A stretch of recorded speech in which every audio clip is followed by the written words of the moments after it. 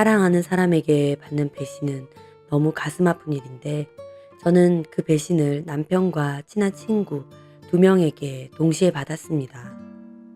저희 남편은 계속 전화해서 잘못했다 한 번만 용서해달라 빌고 있는 중이고 친구 역시 제 남편에게 속았다며 저에게 용서를 구하고 있습니다.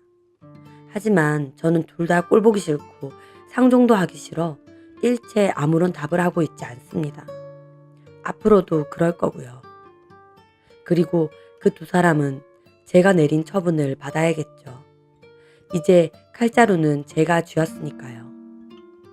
너무 사랑했던 한 남자와 제가 정말 아끼고 뭐든지 해주고 싶었던 제 친구.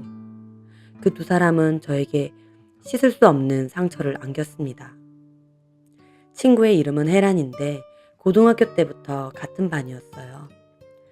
그땐 그냥 같은 반 친구 정도였는데 대학에 올라온 후 동창 모임에서 만나게 되면서 가까워졌습니다. 혜란이는 집이 좀 어려워 대학 진학을 하지 않고 간호조무사 학원을 다닌다고 했어요. 병원 일을 하면서 등록금을 좀 벌어서 나중에라도 간호대학을 진학하는 게 친구의 목표였는데 열심히 사는 친구가 참 멋져 보였습니다. 저희 아빠가 정형외과 병원장이신데 학원 수료 후 간호조무사 일자리를 구하는 친구를 저희 아빠 병원에 소개해 줬어요. 아빠는 딸 친구라서 월급이나 보너스 같은 것도 잘 챙겨주셨어요. 친구도 너무 만족하면서 잘 다녔고요. 만나면 서로 미래에 대한 얘기도 하고 남자친구 얘기도 하면서 참 잘 지냈어요. 나중에 서로 결혼하게 돼도 남편들끼리 다 함께 만나서 여행도 가고 자식들끼리도 잘 지내게 하자면서요. 그렇게 시간이 지나고 저는 아빠의 소개로 지금의 남편을 만나게 됐습니다. 아빠네 병원에서 페이닥터로 일하는 남자였어요. 인물도 멀끔하고 성격도 시원시원하고 무엇보다 저한테 너무 헌신적으로 잘했어요. 같은 병원이다 보니 혜란이에게도 병원에선 어떠냐고 물으니 진료도 잘 보고 환자들에게도 친절하다며 병원에서도 간호사들에게 인기가 많다고 하더군요. 그리곤 저보고 두 사람 너무 잘 어울린다고 축하한다고 하더라고요. 그렇게 남편과의 1년 정도 연애 끝에 결혼을 하게 됐어요. 결혼 생활은 행복했습니다. 아기를 갖고 싶어 하던 일까지 접고 임신 준비를 했었어요. 그리고 그때쯤 혜란이에게도 남자친구가 생긴 것 같았습니다. 인스타그램에 남자친구와 놀러간 사진을 많이 올리더라고요. 좋은 곳도 많이 가고 여행도 종종 간 듯 했습니다. 그런데 사진만 보면 남자친구의 얼굴은 하나도 없고 다 자기 사진만 있거나 아니면 남자는 어깨 정도만 나온 사진만 있는 거예요. 그래서 제가 전화해서 물어봤죠. 혜란아, 너 남자친구 생겼지? 왜 나한테 말 안 해? 아, 어떻게 알았어? 어떻게 알긴 인스타에 그렇게 사진을 올리면서 모를 수 있어? 누군데? 남자친구 얼굴 사진은 하나도 없던데? 아, 그 사람이 그런 거 쑥스러워해서. 어디서 만났어? 섭섭하다. 나한테 그런 얘기 하나도 안 하고. 미안해. 요즘 우리 못 만났잖아. 다음에 만나면 다 말하려고 했어. 저는 오랜만에 친구 연애라 제가 괜히 신나서 이것저것 묻고 싶었지만 혜란이는 대답을 정확하게 하지 않고 자꾸 끝을 흐렸어요. 왜 그럴까 궁금하긴 했지만 다음에 만나면 얘기해 준다고 했으니 알겠다고 했죠. 그 다음엔 혜란이가 묻더군요. 너는 어때? 임신 준비한다는 거 잘 되고 있어? 잘 안 되네. 다음 달에 병원을 한번 가봐야 될 것 같아. 병원까지 가야 될 정도야? 부부 사이에는 아무 문제 없는데? 그럼 우리 사이야 아무 문제 없지. 내가 몸이 좀 약해서 그런가 싶기도 하고. 정말 부부 사이에 아무 문제 없어? 이 선생님도 적극적으로 아기 갖고 싶어 해? 이 선생님은 저의 남편이었습니다.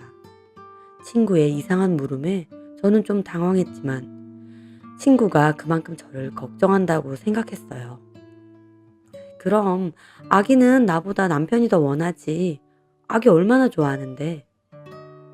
이 선생님이 아기를 더 원한다고? 그럼 잠자리도 자주 해? 얼마나 자주? 저는 아무리 친구라지만 혜란이의 질문이 좀 도를 넘는다는 생각이 들었어요. 그래서 저도 정색하며 물어봤죠. 그런 걸 왜 물어?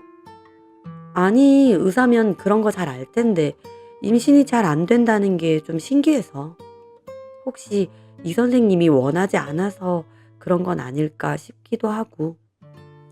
혜란이의 말에 저도 기분이 확 상하더라고요.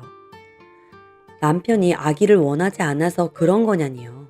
아무리 친한 친구라도 할 말 못할 말이 있는 거잖아요. 저는 바로 따져 물었죠. 혜란아, 나 좀 기분 나쁘다. 우리 부부 사이의 일인데 네가 왜 그렇게까지 얘기해?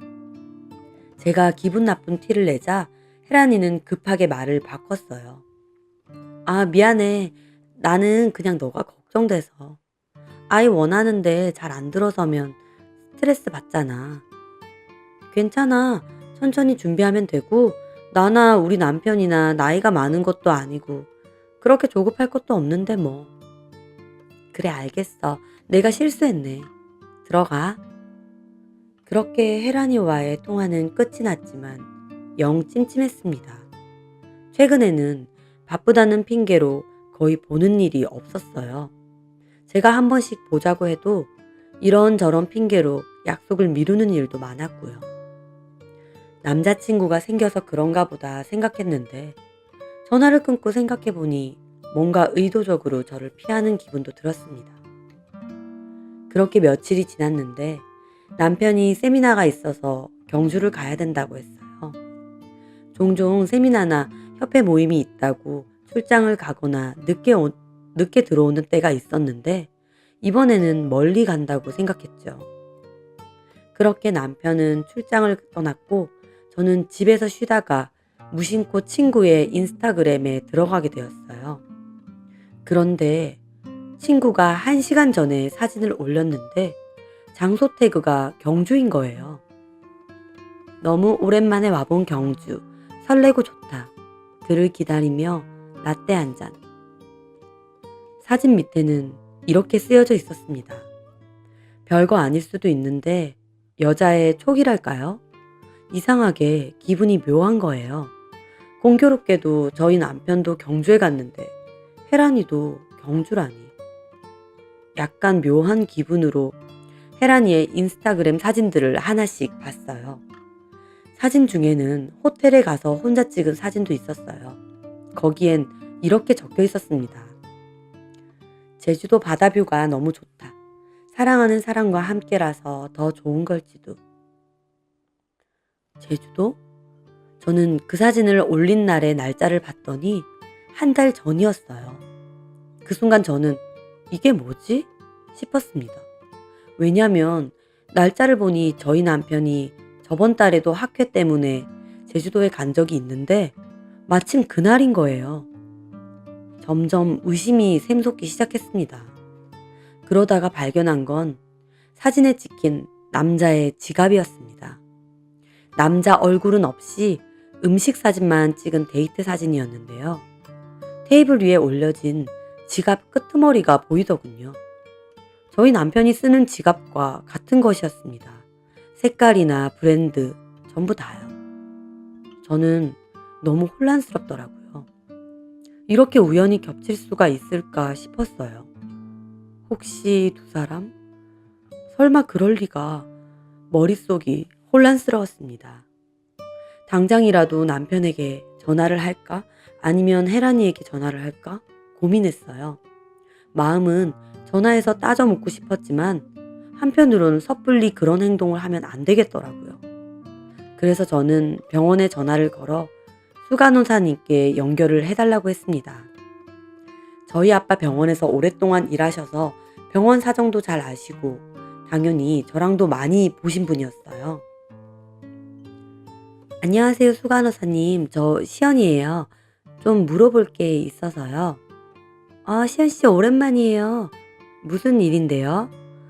전화를 돌려받은 수간호사님이 저에게 묻더군요. 혜란쌤이요. 제 친구인 거 아시죠? 아, 혜란쌤요?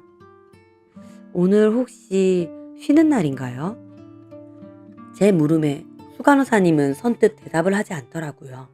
그러더니 저기 시연씨, 지금은 조금 바쁘고 혹시 점심시간에 시간 되면 통화 좀 돼요? 갑자기 그러시는 거예요. 심각한 말투로요. 아, 왜 그러세요? 얘기할 게 있어서요. 지금은 좀 어렵고. 그럼 제가 점심시간 맞춰서 병원으로 갈게요. 아, 그럼 그럴래요? 그때 얘기할게요. 그렇게 전화를 끊고 저는 점심시간에 맞춰 수간호사님과 병원 근처에 밥을 먹으러 갔죠. 결혼 생활은 어때요? 좋아요. 임신 준비 중인데 잘 안 생기네요. 아, 그렇구나. 그런데 수간호사님의 얼굴이 너무 어두워지는 거예요. 저기 무슨 일이신데요? 시연 씨 잘 지내고 있는데 내가 이런 말을 해도 될지 잘 모르겠어요. 그런데 시연 씨는 왜 전화해서 혜란 쌤 있는지 물어본 거예요? 혜란 씨한테 바로 전화해도 되잖아요. 수간호사님이 다시 저한테 물어보는 거예요. 아, 연락이 잘 안 돼서요. 정말 그 이유예요? 네? 뭔가 짚히는 게 있어서 저한테 물어보려고 전화한 거 아니고요. 수간호사님은 뭔가를 알고 있는 듯 했습니다. 실은 그냥 혜란이 행동이 요새 좀 이상한 것 같아서요. 수간호사님 혹시 뭔가 알고 계신 게 있으신 거예요? 수간호사님은 잠시 망설이다가 한숨과 함께 얘기를 꺼내셨어요. 저에게 해준 얘기는 정말 경악스럽습니다. 시연 씨도 어떤 짐작은 하고 있는 것 같으니까 내가 얘기할게요. 남일에 끼는 거 좋아하진 않지만 원장님 딸이기도 하고 나도 시연 씨 봐온 시간이 있어서 딸 같기도 하고. 얘기하세요. 괜찮아요. 요새 병원에 소문이 좀 돌고 있어요. 혜란쌤이랑 이 선생님이랑 바람 피는 것 같다는. 바람이라니. 저는 그 말에 가슴이 덜컥 내려앉았어요. 여러 가지 정황으로 뭔가 이상하다는 느낌은 있었지만 직접적으로 그 말을 들으니 속이 철렁하더라고요. 바람이요? 그것도 혜란이랑요? 실은 우리 막내쌤이 퇴근하려고 하다가 두 사람이 진료실에서 같이 있는 걸 봤대요. 일 때문에 같이 있었던 거 아니고요. 이 선생님 무릎에 혜란 씨가 앉아 있더라고. 둘이서 껴안고 있더라고. 네? 너무 충격이었습니다. 바람을 피운 것도 놀라운데 병원 진료실에서 그러고 있다니요. 내가 직원들 입단속은 시켰어요. 괜한 소리 말라고. 그러다 원장님 귀에 들어가면 큰일이라고. 그런데 요즘 들어 혜란쌤이 더 가관인 거예요. 이 선생님 휴무일 맞춰서 자기도 꼭 휴무를 쓰는 거예요. 알다시피 이제 혜란쌤이 어느 정도 연차가 되잖아요. 그러니까 자기 맘대로 그렇게 연차를 조정해서 쓰는 거예요. 뭐 들켜도 상관없다는 거지. 그렇게 대놓고 그런 짓을 한다고요? 저는 너무 충격이었습니다. 수간호사님의 말이 사실이라면 들켜도 상관없다는 태도니까요. 내가 한번 혜란쌤한테 돌려 말한 적도 있어요. 요즘 병원에서 불미스러운 소문이 도는데 주의 좀 해줬으면 한다고요. 그런데 오히려 나더러 개인 사생활에 왜 그렇게 참견을 하시냐는 거예요. 나 참.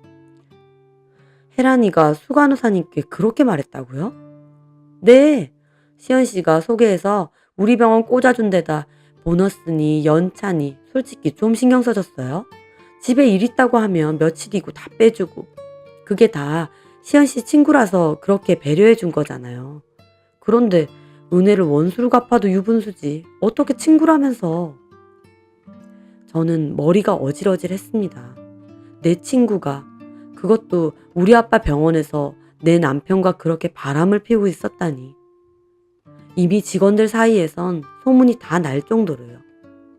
제가 너무 충격을 받아 얼굴이 새하얗게 질려 있으니 수간호사님은 물을 건네시더군요. 시연 씨 괜찮아요? 일단 물 좀 마셔봐요. 네. 짐작이 있어서 나한테 혜란 씨 휴무냐고 물어본 거죠? 뻔해요. 오늘도 이 선생님 세미나 있으니까 그거 따라간 걸 거예요. 자주 그랬나 보네요. 휴무일을 늘 맞췄으니까요. 시연 씨에게 말을 하는 게 맞나 나 혼자 고민하던 차에 시연 씨도 마침 전화가 왔길래 내가 얘기하는 거예요. 내가 좀 더 인생 더 산 선배로서 얘기하는데 이럴 때일수록 정신 차려서 증거 제대로 모아야 돼요. 알겠죠? 네.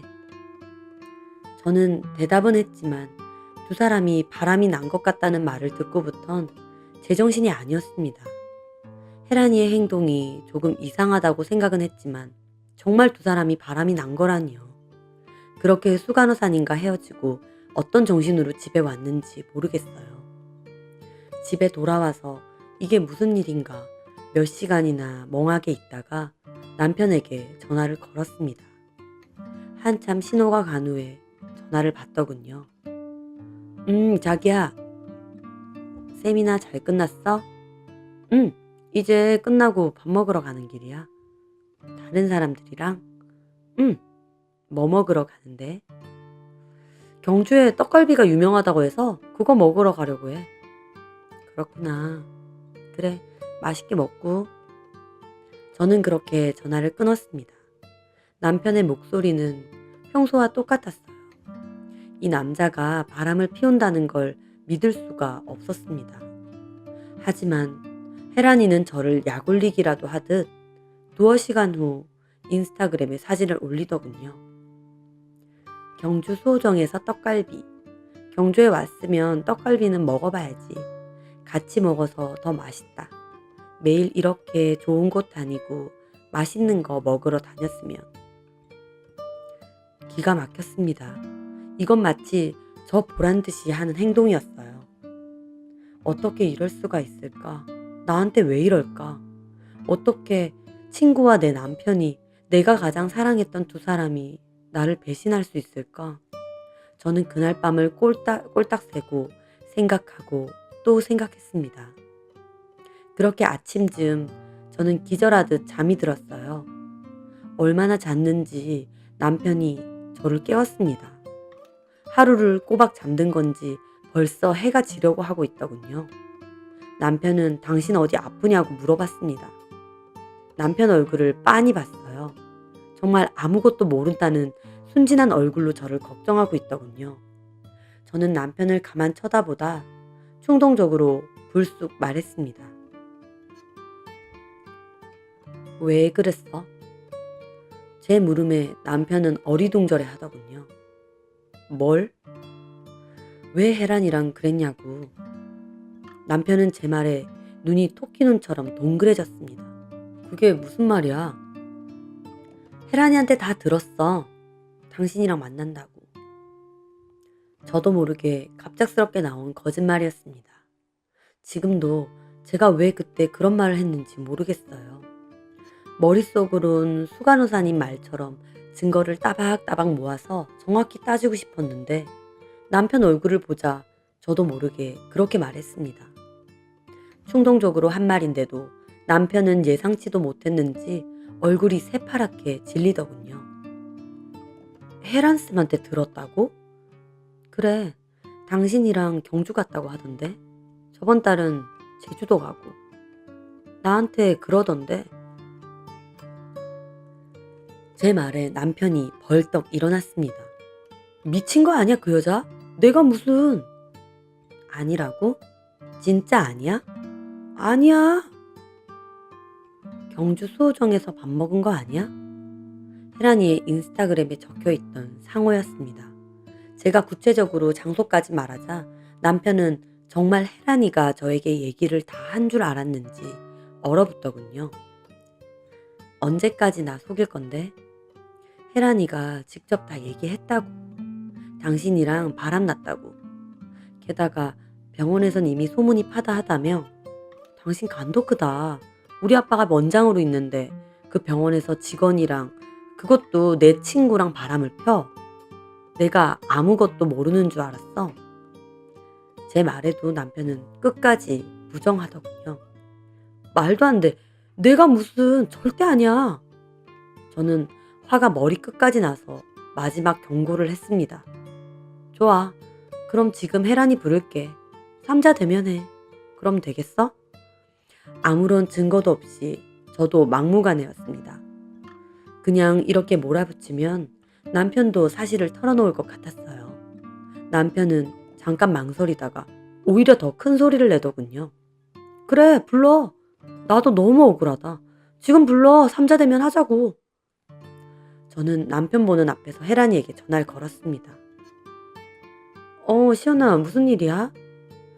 너 지금 우리 집 좀 와줘야겠어. 너네 집? 왜? 왜냐니? 네가 더 잘 알지 않니? 제 말에 혜란이는 한참이나 말이 없었습니다. 그러더니 혹시 너 알았니? 그러는 겁니다. 혜란이의 말에 저는 한숨을 푹 내쉬었습니다. 어떻게 알았어? 이 선생님이 다 얘기한 거야? 우리 만나는 걸 얘기했다고? 그래, 그러니까 지금 당장 와. 이야기 마무리는 해야 되지 않겠어? 알았어. 저는 전화를 끊고 남편에게 혜란이 지금 온다고 말했습니다. 남편은 자기가 부르자고 해놓고 막상 혜란이가 온다고 하자 안절부절 못하더군요. 그렇게 1시간 정도가 지나고 혜란이가 집으로 왔습니다. 저는 핸드폰 녹음기를 켜두고 두 사람에게 말했습니다. 두 사람 왜 그랬어? 저는 제 말에 갑자기 혜란이도 언제 그랬냐는 듯 시치미를 떼면 어쩌나 싶기도 했지만 혜란이는 마치 이런 순간을 기다렸다는 듯 말하더군요. 너한텐 미안해. 그렇게 됐어. 그런데 혜란이의 말에 남편이 기함을 하는 겁니다. 뭐가 그렇게 돼? 지금 무슨 소리 하는 거야? 뭐가요? 우리 만나는 거 시연이한테 다 얘기했다면서요. 우리가 뭘 만나? 혜란쌤 미쳤어? 남편의 말에 혜란이도 당황하는 듯 보였습니다. 혜란이도 당황한 얼굴로 저와 남편을 번갈아 보더군요. 시연이한테 다 얘기한 거 아니에요? 아니 뭘 얘기하냐고. 왜 이상한 소리 하고 다니냐고. 우리가 무슨 사이라고. 저는 두 사람에게 말했습니다. 둘이 같이 경주 갔다며. 저번 달엔 제주도도 가고. 아니 경주는 혜란쌤도 세미나 같이 들으러 간 거야. 의사들 모이는 학회 세미나에 간호조무사가 왜 따라가는데? 아니 모조로.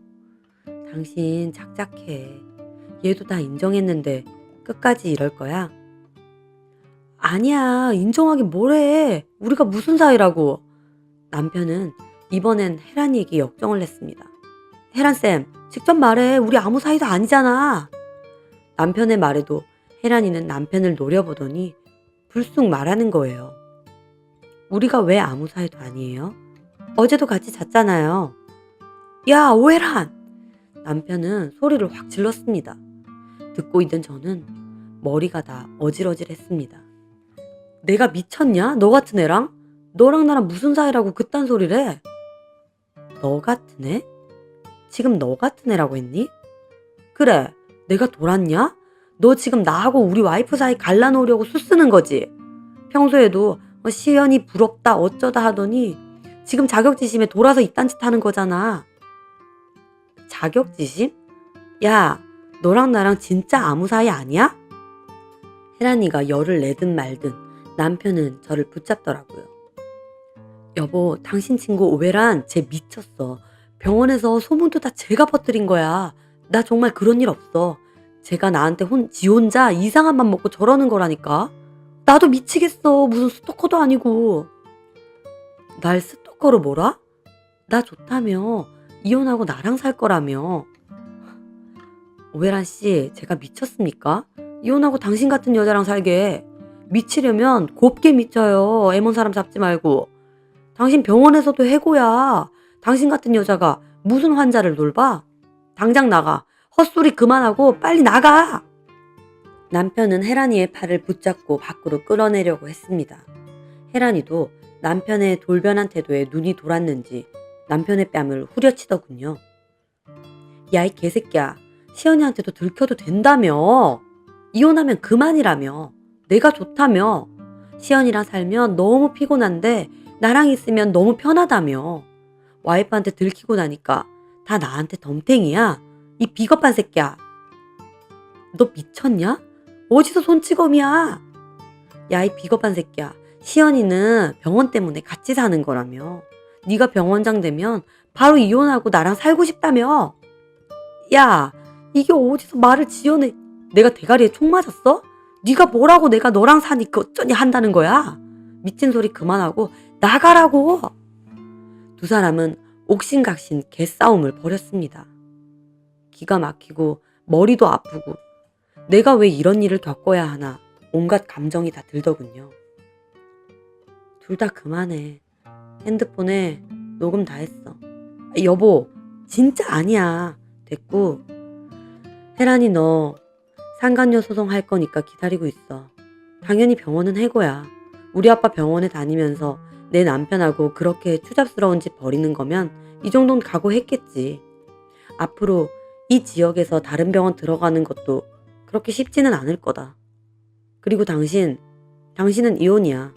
다른 사람도 아니고 내 친구랑, 그것도 우리 아빠 병원에서 직원들한테 소문날 정도로 그러고 다닌 주제에 이제 와서 뻔뻔하게 나 당신 이렇게 밑바닥인 줄 몰랐어. 아빠한테 다 얘기할 거고 우린 끝이야. 제 말에 남편은 저를 붙잡았습니다. 아니야, 진짜 억울해. 제가 다 꾸며낸 일이야. 난 당신밖에 없어. 남편이 울고불고 매달릴 때도 혜란이는 아무런 말도 하지 않고 가만히 있더군요. 그러더니 불쑥 그러는 겁니다. 넌 좋겠다. 이런 일이 생기면 네 맘대로 다 할 수 있어서. 뭐? 돈 많고 아빠 백도 있고 네가 결정권을 다 갖고 있어서 좋겠다고. 친구 남편이랑 놀아나 놓고 그게 할 소리니? 그래, 네 남편이랑 놀아놨어.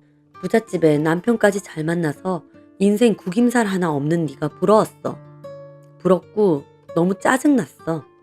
나는 대학도 못 가고 아등바등 이러고 사는데 너는 뭔데 그렇게 다 가지고 여유로워? 생각지도 못한 혜란이의 말에 저도 말문이 턱 막혔습니다. 이 친구가 저에게 이런 마음을 갖고 사는 줄은 꿈에도 몰랐습니다. 너 나한테 그런 생각 갖고 있었니? 그래, 그럼 내가 너처럼 마냥 하하호 하는 줄 알았어? 네가 온실 속 공주님처럼 산다고 나도 그런 줄 알았냐고. 아무 노력도 없이 너는 다 가졌잖아. 나도 한번 가져보고 싶었어. 네가 가진 거. 너 자격지심에 아주 눈이 돌았구나. 그래서 멀쩡한 남의 가정 파탄내니 속 시원해? 속 시원해. 너 너무 인생을 평탄하게만 살았어. 이 정도 고난은 있어 봐야 되지 않아? 저는 그 말에 소름이 다 돋았습니다.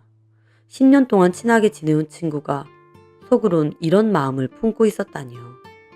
그 순간은 남편이 바람을 핀 것보다 친구의 말이 더 충격으로 느껴지더군요. 저는 속에서 끓어오르는 분노를 느끼며 물었습니다. 너 진짜 무섭다. 내가 너한테 뭘 잘못했니? 내가 평탄하게 살아서 너한테 피해준 거 있어?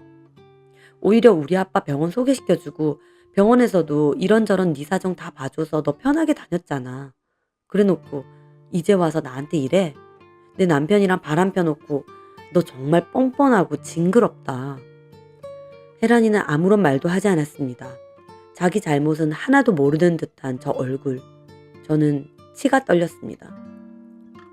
네 그 멍청한 열등감 때문에 네 인생 더 나락으로 떨어져 봐. 젊은 나이에 상간녀 꼴이 붙었으니 아주 볼만하겠다. 저는 남편에게도 말했습니다.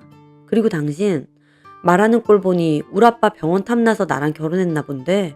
그런데 어쩌지? 나 당신이랑 이혼할 거야.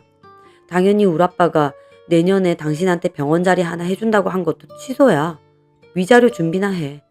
그리고 어차피 재산은 다 내 거인데다 유책 배우자라 당신은 이 집에서 몸만 나가면 돼. 여보, 잘못했어. 저 여자 하는 소리 들었잖아. 미친 여자가 당신한테 눈 돌아서 한 짓에 내가 당한 거라니까. 똑같은 것들끼리 그만해. 그러지 말고 이참에 둘이 살아. 그러면 되겠네. 아주 잘 어울려. 그리고 당장 내 집에서 나가. 경찰 부르기 전에. 아님 우리 아빠도 부르고 어머님도 부를까? 그렇게 혜란이는 집을 나가고 남편은 죽어도 안 나가고 저를 붙잡고 매달리는 통에 어쩔 수 없이 제가 짐을 간단하게 싸들고 밖으로 나왔습니다. 도저히 꼴보기가 싫어서 같은 공간에 있기 싫더군요. 그날은 호텔로 가 생각을 정리하고 다음날 친정으로 가 부모님께 다 말씀드렸습니다. 아빠는 노발대발하며 당장 이혼 준비하라고 하고 남편을 불러다 욕을 하며 병원에서 나가라고 했고요. 남편은 손이 발이 되게 빌었지만 결국 쫓겨났습니다. 그리고 그 후 시어머니는 이 사실을 알고 전화를 하셨어요. 근본도 없는 여우 같은 년이 꼬드겨서 순진한 당신 아들이 넘어갔다며 저보고 한 번만 용서해주라고 하는데 저는 무조건 이혼이라고 통보하고 전화를 끊었습니다. 혜란이는 다음날 바로 짐을 싸서 병원에서 나갔어요. 저한테 사과 한마디 없이 끝까지 뻔뻔했는데 제가 상간소송을 걸었더니 얼마 전 술 먹고 전화가 와서 울고 불고 잘못했다고 빌더군요. 돈도 없고 병원에서도 잘렸는데 3천만 원을 어떻게 주냐고. 변호사 선임할 돈도 없다고. 자기가 잠깐 미쳤었다며 자기를 먼저 꼬신 건 남편이었다고 한 번만 봐달라더군요. 저는 대꾸할 가치도 없어서 그대로 전화를 끊었습니다. 그 친구 말대로 저 인생에 큰 굴곡 없이 온실 속 화초처럼 커온 것도 맞아요. 하지만 이렇게 남편과 친구 두 사람에게 뒤통수를 제대로 맞았네요. 지금 이혼소송과 상간녀 소송을 동시에 진행 중에 있고 증거가 확실해서 제가 승소할 가능성이 높다더군요. 한편으론 승소해봤자 저는 결국 이혼녀가 되고 친구도 잃게 되었다는 생각에 가슴이 아프고 괴롭더라고요. 왜 나한테 이런 일이 생겼나 싶고요. 하지만 얼마 전 이 사실을 다 아는 다른 친구가 말하길 오히려 이런 일로써 진짜 곁에 두어야 할 사람과 아닌 사람을 구별했다고 생각하라며 아기가 없을 때 차라리 이런 사달이 나서 다행일지도 모른다고 하더군요.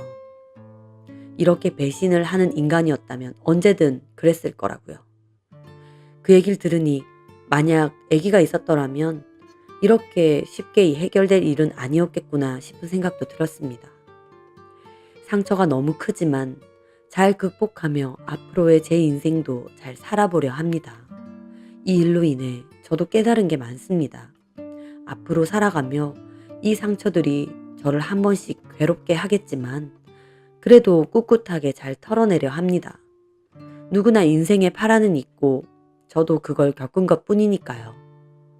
제 사연 들으시는 분들도 힘든 일이 있으셔도 잘 털어내시고 행복하시길 바라겠습니다.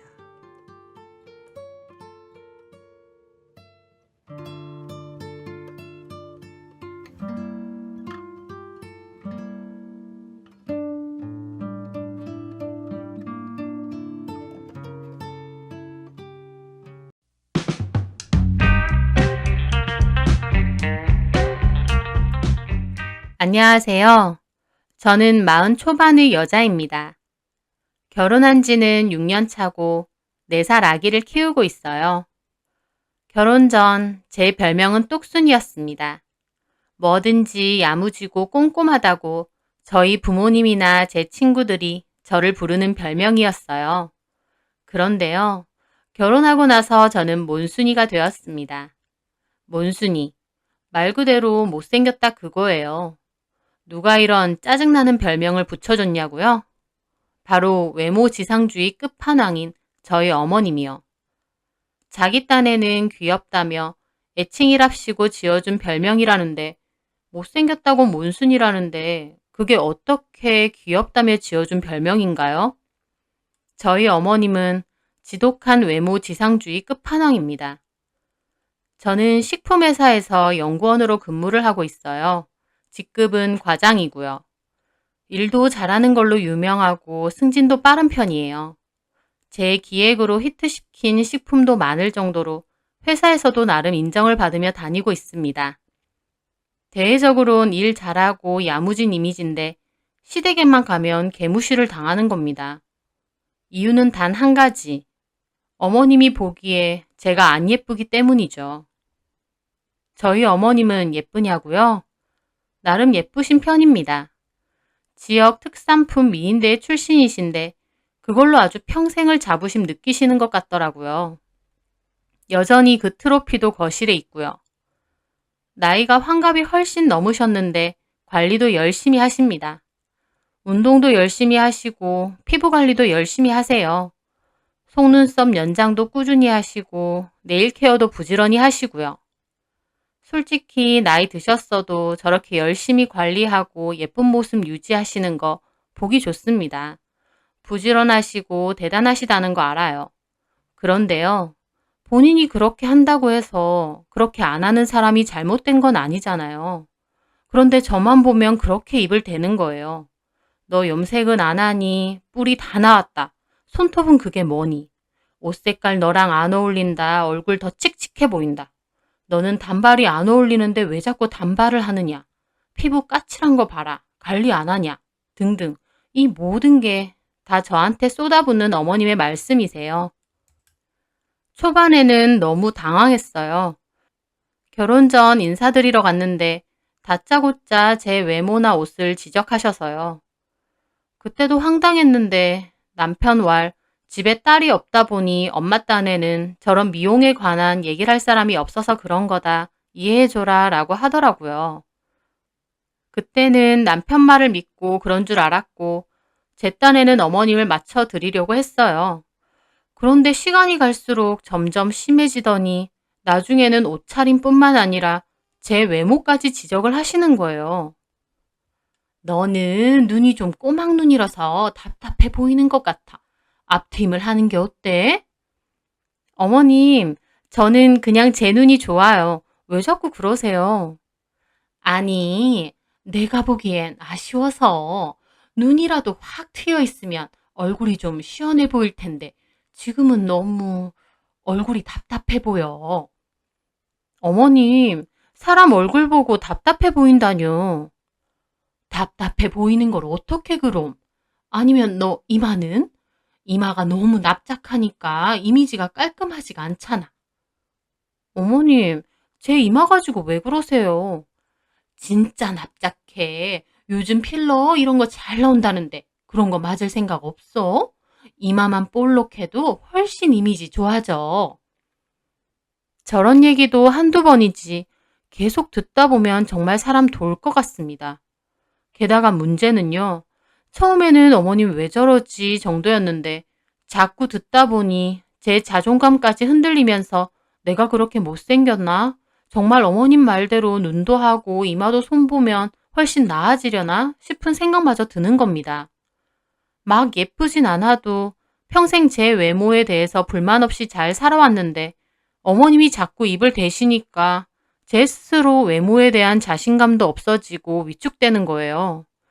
시댁에 갈 때마다 오늘은 뭘로 지적을 하실까 신경 쓰이고요. 그래서 이런저런 핑계를 대며 시댁 가는 것까지 꺼려할 정도였어요. 제 외모만 말하면 말도 안 합니다. 4살밖에 안 된 저희 딸한테까지 입을 대는 겁니다. 남편 닮았으면 얼굴도 희고 예뻤을 텐데 저를 닮아 얼굴도 시커멓고 눈도 작다고요. 제가 보기에 저희 남편이랑 똑같이 생겼거든요. 근데 어머님은 끝까지 저랑 판박이라면서 아쉽다는 거예요. 아니 4살밖에 안 된 아기 외모 보고 아쉽다느니 하는 게 할 소린가요? 그것도 자기 친손자한테? 어머님의 외모에 대한 지적질 때문에 정말 스트레스에 노이로제까지 걸릴 정도였어요. 남편에게 이런 얘기 해봤냐고요? 엄청 하소연했습니다. 어머님 도대체 왜 저러시냐고요. 나 진짜 스트레스 받아서 돌 것 같아. 진짜 왜 그러시는 거야? 내 외모에 이어 이제는 우리 유진이 외모까지 그러셔. 우리 엄마가 평생 철없이 사셔서 그래. 네가 이해 좀 해줘.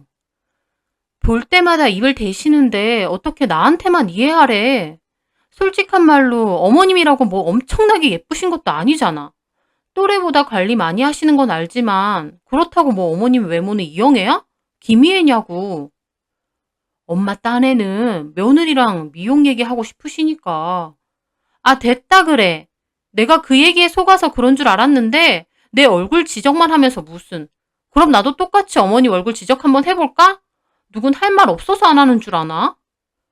자기가 좀 그럼 똑같이 해. 진짜 한다? 나중에 가서 기분 나쁘다느니 엄마한테 심했다느니 하지 마. 알았어. 저는 어디 두고 보자 이를 갈았습니다. 저만 맨날 그런 소리 듣고 살 순 없잖아요. 그 후에 시댁 친척 결혼식이 있어서 시부모님과 다 함께 결혼식에 참석했습니다. 그런데 역시나 저를 보자마자 지적질을 하시더군요. 너는 이런 핑크색 입지 말라니까. 피부가 까매서 이런 색 안 받아. 칙칙해. 어머님이 또 슬슬 시동을 거시더군요. 저도 이번엔 안 참고 대받아 쳤습니다. 무슨 소리세요, 어머님? 저 이 옷 입고 회사 가면 다 잘 어울린다 그래요. 회사 후배들이 그러지? 그러면 과장한테 얼굴 칙칙해 보인다고 하겠니? 나니까 이런 얘기 해주는 거야. 고깝게 생각 말고 새겨들어. 내가 전부터 이 색 별로라는데 너 은근히 고집 있더라? 저는 속으로 꾹 참고 말했습니다. 알겠어요, 어머님. 다음에 옷 살 때 참고할게요. 근데요, 어머님은 하늘색 좀 안 받으시는 것 같아요. 얼굴이 누렇게 떠 보여요. 뭐? 어머님 전부터 자꾸 하늘색 입으시는데 어머님 얼굴 누렇게 떠 보인다고요. 너 지금 내가 네 옷 지적했다고 따라하니? 아니에요. 제가 보는 솔직한 모습을 말씀드리는 거예요. 네가 뭘 한다고? 왜 몰라요? 저도 눈이 있는데요. 어머님은 제 말에 엄청 기분 나빠하시더라고요. 그리고 나서 결혼식 내내 결혼식은 안 보시고 자기 옷만 신경 쓰면서 저에게 물어보시는 거예요. 진짜 옷 안 어울려? 얼굴 칙칙해 보여? 네. 다시 한번 봐봐. 진짜 그래 보이냐고. 환장하겠더라고요. 자기는 툭 하면 저 지적해놓고 제가 한번 지적했다고 하루 종일 물을 셈인 것 같았어요. 하지만 저도 끝까지 버텼죠. 네, 어머님. 진짜 이 색 안 어울리세요. 어머님은 몹시 언짢아 보이셨어요. 그리고 옷을 엄청 신경 쓰시더라고요. 계속 가디건을 입었다 벗었다 하시면서요.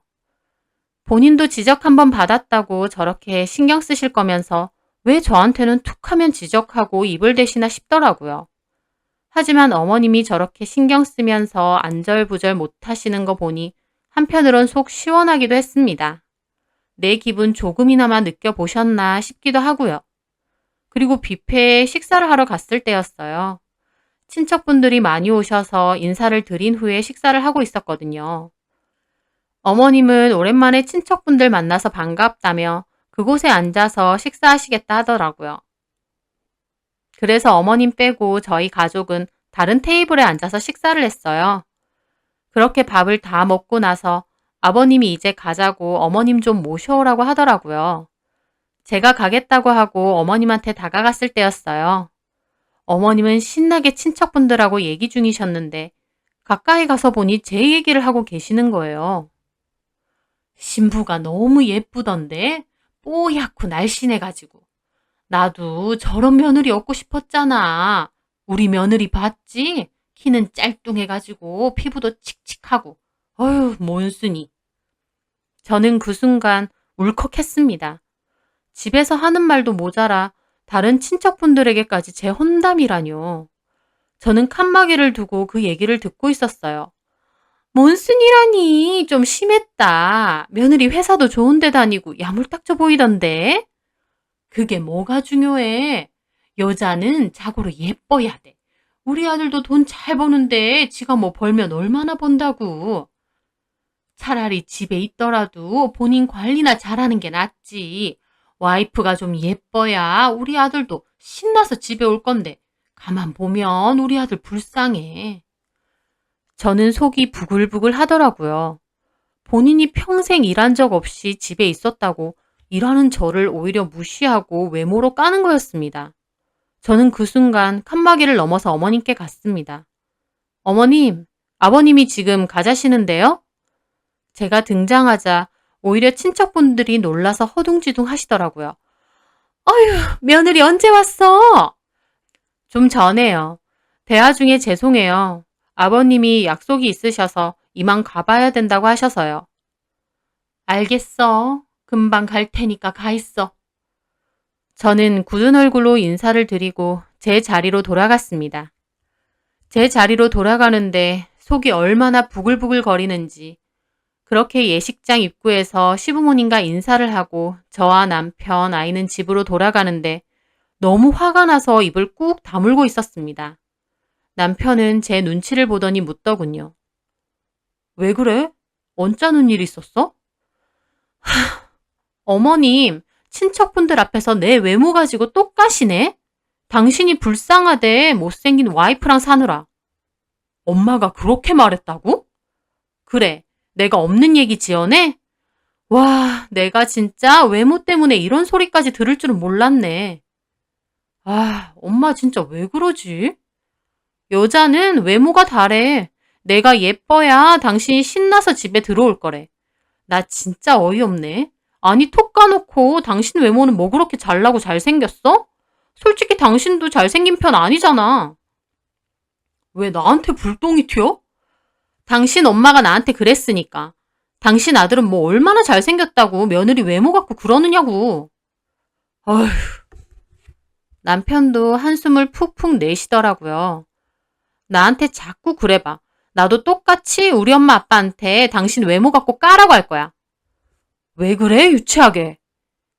유치하긴 누가 유치해. 몇 년 동안 이런 얘기 들어봐. 없던 노이로제도 생겨. 알았어. 내가 엄마한테 그러지 말라고 말씀드려 볼게. 저는 도저히 분이 풀리지 않아 씩씩거렸습니다. 타고난 생긴 걸 뭘 어쩌라는 건지. 진짜 시댁하고 인연이라도 끊고 싶더라고요. 남편은 그 얘기를 어머님에게 했고 어머님은 전화해서 제 속 끓는 얘기를 또 하셨습니다. 상현이한테 얘기 들었다. 내가 뭘 그렇게 얘기했다고 섭섭해하니 너는? 참 속도 좁다. 어머님, 좋은 소리도 한두 번이에요. 그런데 매번 외모 갖고 그렇게 안 좋은 소리 하시는데 제가 스트레스 안 받아요? 어휴, 알았어. 미안해. 너는 가만 보면 시어머니 무서운 줄 모르고 할 말 다 하더라. 그리고 너도 저번에 내 옷 가지고 뭐라고 했잖아. 얼굴 누래 보이니 어쩌니. 그건 어머님이 하도 그러시니까 어머님도 한번 느껴보시라고 한 말이에요. 제 말에 어머님 반응은 또 어이없더라고요. 그렇지? 너 그때 일부러 그런 거지? 그래, 내가 하늘색이 얼마나 잘 봤는데 얼굴이 누래 보인다길래 어이없었잖아. 예, 나는 피부가 맑아서 어떤 옷이든 다 잘 어울려. 기승전 본인 자랑이시더라고요. 저는 대꾸하기도 지쳤습니다. 네, 그러시겠죠. 네가 싫다고 하니 나도 조심하겠다지만 너 그거 약간 자격지심이다. 네? 무슨 자격지심요? 네 외모가 떨어지는 걸 왜 나한테 그러냐고. 툭 까놓고 내가 뭐 틀린 말 했니? 당연히 하나밖에 없는 아들 예쁜 여자랑 살았으면 할 수도 있잖아. 나도 이왕지사 예쁜 며느리 들여서 같이 이런저런 얘기하면 좋고. 저는 못 참고 소리를 질렀어요. 어머님, 좀 전에 조심하신다면서요. 그리고 도대체 외모가 뭐가 그렇게 중요한데요? 네가 뭘 몰라서 그래. 여자 외모 정말 중요하다. 와이프가 예뻐봐라. 남자가 한눈 파나. 너네 시아버지 평생 나밖에 모르고 나한테 아직까지 얼마나 잘하니. 그게 다 내가 예쁘고 관리를 철저히 해서 그런 거 아니야. 그건 그냥 아버님 성향이신 거죠. 아니야, 얘. 와이프가 못생겨가지고 푹 퍼져 있어 봐라. 남자들 그런 거 딱 싫어해. 저는 벽이라도 보고 얘기하는 줄 알았어요. 애초에 자기 얘기가 다 맞다고 하실 거면서 전화는 왜 하신 건지. 저는 뒷골이 막 당겨오더라고요. 네. 어머님은 평생 그렇게 생각하고 사세요. 말하는 뻔세하고는. 생긴 게 몬순이면 말이라도 좀 곱게 해 넌. 어머님! 저는 그때 폭발할 것 같아 소리를 질렀어요. 너 지금 소리 질렀니? 시어머니한테? 제발 좀 그만하세요. 저는 그렇게 전화를 끊었습니다. 얼마나 화가 나서 속상한지 눈물까지 막 나는 거예요. 몇 년에 걸쳐 못생겼다는 소리를 귀에 닦지 않게 들으면 사람이 정말 돌 것 같습니다. 저는 진짜 그 기회에 시댁하고 인연을 끊어야겠다 결심할 정도였습니다. 하지만 이 일은 아버님한테까지 들어갔고 아버님이 어머님한테 작작 좀 하라고 뭐라고 하셨어요. 저희 남편도 외모 갖고 왜 자꾸 그러냐고 어머님한테 한 소리 했다고 하고요. 그래서 어머님은 어거지로 저에게 전화하셔서 앞으로 안 그런다고 하셨고 저는 어찌됐건 어머님이 사과를 하셨으니 그냥 지나가기로 했습니다. 하지만 표면적으론 그렇게 지나갔어도 제 마음속의 상처는 정말 컸어요. 거울만 보면 자꾸 의기소침해지고 옷 하나를 사려고 해도 엄청 망설이게 되더라고요. 남편 눈에도 내가 그렇게 못생겨 보이나 싶기도 하고요. 예전에는 관심 없었던 성형이나 미용 관련 시술에도 자꾸만 관심이 생기게 되는 거예요. 이러다 나도 어머님처럼 외모에 대한 집착이 생길 것 같다는 생각마저 했습니다. 저는 솔직히 그냥 하는 소리가 아니라 외모보다는 내면이 더 중요하다고 생각해요. 남한테 피해 안 끼치고 좋은 마음 가지고 살고 그런 게 중요한 거지. 외모 그게 뭐라고 그렇게 집착을 하나요? 하지만 그건 제 가치관인 거고 어머님은 평생 저렇게 외모가 제일 중요하다라는 생각으로 사셨으니 어쩔 수 없다고 생각했습니다. 제가 어머님을 뜯어 고칠 순 없잖아요. 그저 앞으로는 외모 갖고는 입 안 대기로 했으니 믿는 수밖에 없었어요. 그렇게 처음엔 좀 참으시는 것 같았어요. 하지만 그게 얼마 안 가더라고요. 그 일 이후 아버님 생신이어서 다 같이 밖에서 외식을 했습니다. 남편이 자기 회사 근처에 있는 한정식집이 너무 괜찮다며 거기로 가자고 했거든요. 식사 후 근처 카페도 갔습니다. 그런데 거기서 우연히 남편네 회사에 다니는 동료 여직원을 마주친 거예요. 안녕하세요, 안 과장님. 여기서 다 뵙네요. 여직원이 반가운 인사에 저희 가족들도 다 쳐다봤습니다. 김대리, 여긴 어쩐 일이에요? 저 친구들이랑 커피 마시러 왔죠. 아, 그래요? 이쪽은 우리 가족들. 아, 그리고 이쪽은 같은 부서에 일하는 김대리. 안녕하세요. 여직원은 반갑게 인사를 하더라고요. 저희 가족도 인사했습니다. 그럼 좋은 시간 보내시고 가세요. 월요일에 뵐게요. 김대리도 친구들이랑 잘 놀다 가요. 네. 여직원은 그렇게 인사하고 뒤에 서 있는 친구들과 돌아갔습니다. 그런데 어머님이 또 슬슬 입을 대시더라고요. 저 직원 정말 예쁘다. 몇 살이니? 글쎄요. 30대 중반이랬나? 그래? 미인이다. 뒤에 있는 친구들도 다 예쁘던데? 아, 김대리 미인이죠. 회사에서도 인기 많은 것 같아요. 결혼은 했어? 미혼으로 알고 있는데. 그래? 저렇게 예쁜데 왜 미혼일까? 본인이 생각이 없겠죠, 뭐. 피부도 뽀얗고 팔다리도 늘씬하네. 눈도 크고. 잠깐 인사만 하고 스쳐 지나간 남편네 회사 여직원의 외모를 두고두고 칭찬하는 거예요. 근데 불쑥 저한테도 물어보시는 거예요. 네가 봐도 참 예쁘지? 네, 뭐 그렇게 카페에서 커피를 마신 후에 반찬 좀 주실 게 있다고 해서 시댁에 잠깐 들렸어요. 남편은 거실에서 아이를 보고 있고 저는 주방에서 어머님 옆에 서 있었는데요. 그때 반찬을 덜면서 갑자기 저한테 그러시는 거예요. 얘, 너 근데 조심 좀 해야겠더라. 뭐가요? 아니, 아까 그 여직원 너도 봤잖아. 같은 사무실에 그렇게 예쁜 직원 있으면 신경 안 쓰여? 뭐가 신경 쓰여요? 그냥 동료일 뿐인데. 얘가 이렇게 안일하다. 네? 너 같으면 저렇게 예쁜 직원이 과장님 하면서 앞에서 살랑거리고 다니는데 안 혹하겠어? 저는 속으로 세상 여자들이 다 어머님 같은 줄 아나 싶었습니다. 혹하긴 뭘 혹해요. 어머님 그렇게 말하시는 거 유진 아빠도 기분 나쁠 말이에요. 뭐 세상 남자들이 이쁜 여자 있다고 다 칠렐레 팔렐레 하겠어요? 너는 진짜 남자를 모른다. 사무실에서 저렇게 예쁘게 잘 꾸미는 애들 보다가 집에 와서 너 봐라. 솔직히 비교가 안 되겠니? 또 시작이었습니다. 저는 울컥하는 마음에 큰 소리를 냈어요. 어머님, 그런 소리 안 하신다면서요. 깜짝이야. 내가 뭘 어쨌다고. 너도 좀 신경 쓰고 관리 좀 하라 그 말이야. 여자들, 내 남편은 안 그러겠지 마냥 그러는데 예쁜 여자들 보면 눈 돌아가는 게 남자야. 결국 상현이라고 안 그러겠니? 정말 미치겠다 진짜. 저는 도저히 못 참고 소리를 질렀어요. 너 왜 그렇게 소리를 질러? 진짜 왜 그러세요? 사람 미치는 꼴 보고 싶어서 그러세요? 제 소리에 남편까지 주방으로 들어왔습니다. 왜 그래? 별 소리도 아닌데 혼자 발끈하니 네 와이프는? 어머님 또 시작이야. 아까 당신 회사 직원 보고 나랑 비교하면서 무슨 비교야. 그냥 너도 신경 좀 쓰라 그 말이지. 직장 다니면서 육아까지 하는 제가 시간이 남아 돌아요? 여기서 어떻게 신경을 더 써요? 남편은 그만하라며 저를 말리더라고요. 말릴 거면 어머님을 말려. 진짜 참는데도 한계가 있지. 제 말하는 것 봐. 여자가 좀 더 관리하고 신경 쓰라는 게 뭐 그렇게 기분 나쁜 소리라고 그래. 너는 생긴 것만큼 속도 아주 못났다. 뭐라고요?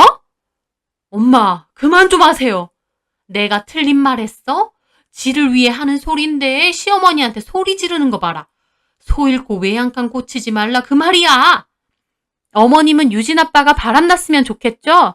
그래서 며느리 아예 통째로 바꾸셨으면 좋겠죠? 그렇게 마음에 안 드시면 결혼 전에 반대하시지. 왜 결혼하고 나서 이러세요? 그러게 말이다. 그때 너 마음에 안 들었을 때 반대할걸. 생긴 건 별로여도 성격 하나는 좋은 줄 알았더니 그것도 아니네.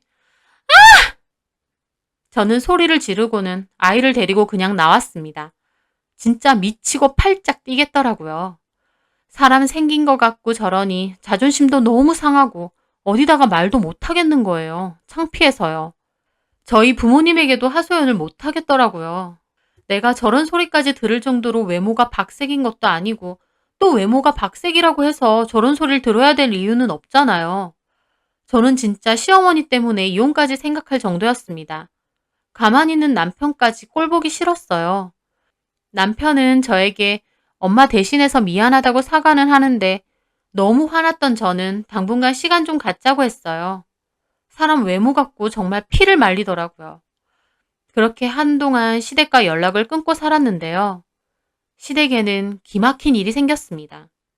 어느 날 회사에서 일하고 있는데 남편이 급하게 전화가 온 거였어요. 왜 그러냐 했더니 어머님이 술 드시고 중내만에 난리치시다가 팔을 크게 다치시고 병원에 입원까지 하셨다는 겁니다. 저는 정말 놀랐어요. 평소에 술을 그렇게 자주 드시지도 않는 분이 왜 그러셨는지 모르겠더라고요.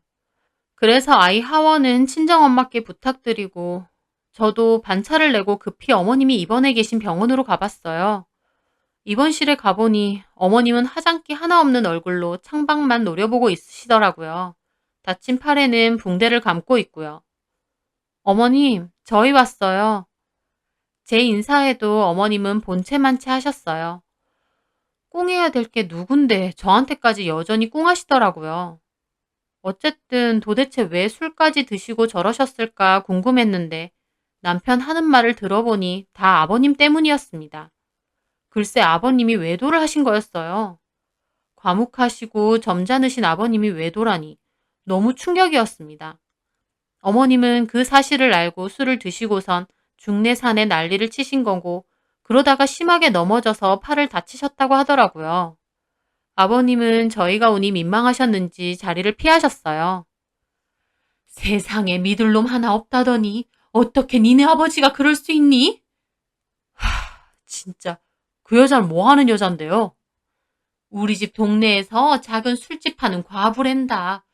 어휴, 나 참. 아버진 뭘 하시는데요?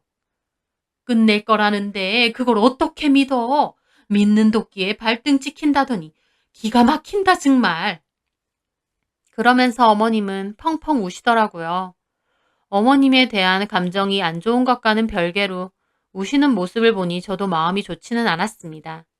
아버님한테 크게 실망하기도 했고요. 어머님은 한참을 훌쩍이다가 핸드폰을 보여주더라고요. 그년 사진이야. 내가 그 기집애의 전화번호를 알아내서 저장을 했더니 이렇게 카톡에 사진이 뜬다. 한번 봐라. 남편은 카톡 프로필 사진을 보더라고요. 프로필 사진에는 어머님보다는 좀 더 어려 보이는 여자 사진이 있었는데 딱 봐도 꽤 미인이더라고요. 휴, 이 여자예요? 그래, 그 여시같이 생긴 그 기집애. 저도 옆에서 가만 그 여자 사진을 보고 있었어요. 그런데 저는 아무 말도 안 하고 가만히 있는데 갑자기 불똥이 저한테 튀더라고요. 근데 너는 여기 뭐 하러 왔니? 시어머니 바보 같은 꼴 구경하러 왔니? 아니, 와도 난린가요? 안 오면 안 왔다고 난리칠 거면서. 저는 왜 저한테 엉뚱하게 화풀인가 싶었습니다. 만만한 게 전가요? 바람은 아버님이 폈는데 왜 저한테 저러나 싶었어요. 저 갈까요, 그럼? 뭐라고? 저 싸가지 봐라. 시어머니는 팔 다치고 속상해서 이러고 있는데 너 그때 그러고 소리 지르고 갔으면 시댁하고 인연 끊겠다고 하고 간 거 아니야? 엄마, 갑자기 이 사람한테 왜 이래? 코빼기 한 번 안 비치고 사과 전화 한 번 없더니 나 아프다니까 구경 온 것 같아서 얄미워서 그런다. 제가 왜 사과 전화를 해요? 잘못은 어머님이 했는데? 도대체 내가 너한테 뭘 잘못했니? 집에서 관리 좀 하고 있으라는 게 뭐가 그렇게 고깝고 기분 나쁜 거야, 너? 저는 그 순간 너무 화가 났습니다. 기껏 어머님 걱정돼서 반차를 내고 달려왔더니 가만히 있는 저에게 화내고 화풀인 거예요. 따질 거면 아버님한테 따져야지. 왜 애먼 저한테 이러나요? 여기론 내가 바보다 싶었습니다. 그래서 저도 그냥 나가려다가 걸음을 멈췄어요. 솔직히 아버님의 외도 때문에 속상하신 거 알아서 그렇게까지 하고 싶진 않았지만 저도 정말 화가 났거든요. 그래서 돌아와서 어머님께 말했죠. 어머님 근데요. 집에서 관리를 왜 하고 있어야 되는데요? 뭐? 어머님 말에 따르면 집에서도 예쁘게 하고 있어야 남편이 딴 눈 안 판다면서요. 근데 어머님 백날 꾸미고 있으면 뭐하냐고요. 아버님 결국 딴 눈 팔았잖아요. 제 말에 남편이나 어머님이나 눈이 튀어나올 듯 커지더라고요. 뭐라고? 너 말 다 했어? 제 말에 남편도 저를 붙잡더라고요. 뭔 소리 하는 거야? 그만해. 왜 맨날 나만 삭혀야 돼? 당신 엄마는 해야 될 말, 안 해야 될 말 구별도 못하고 맨날 나한테 상처 주는데? 당신 엄마? 야, 너 나가! 나갈 거예요. 근데 어머님, 저도 한마디만 할게요. 아까 그 여자 사진 보니까 되게 미인이던데요. 어머님보다 훨씬 더요. 어머님 사람 얼굴 갖고 급 잘 나누시잖아요. 어머님 논리로 따지면 저 여자가 어머님보다 예쁘니까 어머님 위네요. 그러니까 그 여자보다 못난 어머님이 좀 참으세요. 야, 그만해! 기분 나쁘시죠? 이런 소리 들으니까. 근데 저한테는 결혼 내내 이런 소리 하셨잖아요. 어머님도 당하니까 기분 나쁜 소리를 왜 저한테 맨날 하시냐고요. 남편은 저를 끌고 나가려고 하더라고요. 저는 남편도 확 떠밀었습니다. 내가 내 발로 나갈 거야. 당신도 똑같아. 어머님, 저 이 남자랑 이혼해 줄게요. 어머님이 원하시는 예쁘장한 며느리 얻으세요. 꼭! 저는 그렇게 말하고 자리를 떠났습니다. 얼마나 서럽고 기분 나쁜지 한순간이라도 어머님이 안쓰럽다고 생각한 제가 바보 멍청이였죠. 그 일로 저는 남편과도 대판 싸우고 헤어지네 마네 소리까지 나왔습니다. 톡 까놓고 제가 능력이 없는 것도 아니고 이혼한다고 해서 제가 뭐 아쉬울 게 있나요? 남편도 처음엔 자기 엄마한테 사과하라느니 하다가 제가 강경하게 이혼하겠다고 나오니 그제서야 잘못했다고 그러지 말자고 하더라고요. 어머님 툭하면 자기 아들이 아깝다고 노래를 불렀지만 저희 집에선 제가 더 귀한 딸이고 눈에 넣어도 안 아픈 예쁜 딸입니다. 본인 아들은 생긴 게 현빈인가요? 남편 얼굴도 정말 평범하기 그지없어요. 키도 별로 안 크고요. 근데 왜 허구한 날 제 외모 갖고 트집 잡는 것도 기분 나쁘고 남편도 엄마 이해하라면서 적당히 넘어가는 것도 이제 지긋지긋하더라고요. 정말 이혼이라도 할 생각이었는데 남편이 계속 잘못했다고 하도 비는 통에 저는 못을 박았습니다. 앞으로 시댁 안 갈 거라고. 갈 일 있으면 아이랑 당신은 가도 되는데 저는 안 간다고요. 저보고 시댁 같이 가자고 강요하거나 어머님이랑 풀라고 강요하면 그 즉시 이혼이라고 했습니다. 남편은 알겠다고 했고 그렇게 이 일은 어영부영 마무리가 됐어요. 어머님도 퇴원 후 아버님이랑 싸우고 그 여자네 가게까지 가서 엎었다는데 결국은 그냥 덮고 사시는 듯 했습니다. 어머님이 저한테 외모 지적질하고 비교만 안 하셨음. 저도 같은 여자로서 어머님이 당한 상황 안타깝고 도움이 될 수 있다면 도와드렸을 거예요. 근데 종로에서 뺨 맞고 한강에서 눈을 긴다고 가만히는 저한테 그러시니 저도 만정 다 떨어졌습니다. 그리고 여자는 외모가 최고라면서 그래야 남편이 딴 눈을 안 판다느니 저한테 온갖 소리 다 하셨으면서 결국 아버님만 봐도 딴 눈 팔았잖아요. 솔직히 쌤통이라는 생각까지 들 정도였습니다. 시댁과는 여전히 냉전으로 지내지만 솔직히 이런 관계가 나쁘지 않아요. 어머님이나 저 만나기만 하면 서로 스트레스만 받는데 이렇게 안 보고 사니 속도 편하고요. 어머님도 외면만 가꾸지 마시고 남에게 상처 주는 말 아무렇지 않게 하는 그 버릇은 제발 고치셨으면 합니다. 제 사연 들어주셔서 감사합니다.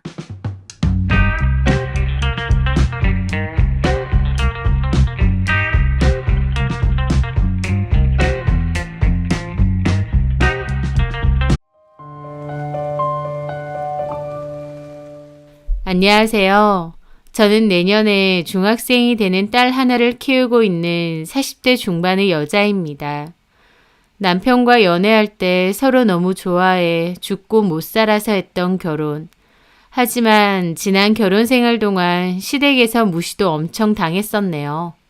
그런데 참 황당하게도 이제는 상황이 180도 바뀌었습니다. 한 치 앞도 모르는 게 사람 인생이라고 잘 나간다고 거만 부리지 말고 못 나간다고 기죽지 말라고 하는 데에는 다 이유가 있는 것 같습니다. 결혼할 때 저희 시댁은 꽤 좋은 위치 주유소를 운영하셨습니다. 주유소는 장사가 꽤 잘 되는 편이었고 그렇다 보니 시부모님도 여유가 있는 편이셨어요. 반면 저희 집은 아빠가 일찍 돌아가시고 엄마랑 저 남동생까지 세 식구인데요. 엄마가 김밥 가게를 하시면서 저희 남매를 키워주셨습니다. 아빠 돌아가시기 전까진 저희 집 형편도 나쁘지 않았다고 했어요. 그런데 아빠 돌아가시고 가세가 급격히 기울었다고 했습니다. 그때까지 가정주부로 사셨던 엄마는 급하게 여기저기에서 일을 하셨어요. 고생도 많이 하시고 안 해본 일 없이 많이 하셨는데 손맛이 좋으시다 보니 결국 식당에서 제일 오래 일하셨어요.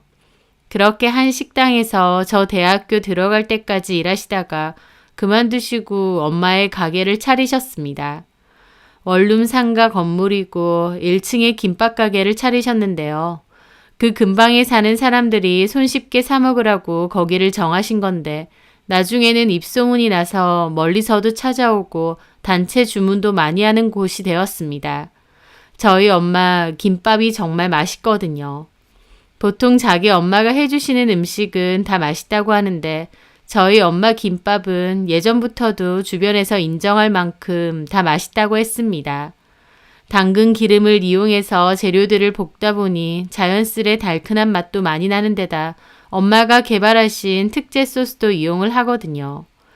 재료도 많이 들어가고 다른 김밥집과는 차별화된 엄마만의 김밥 메뉴도 있다 보니 초기부터 장사는 잘 된 편이었습니다.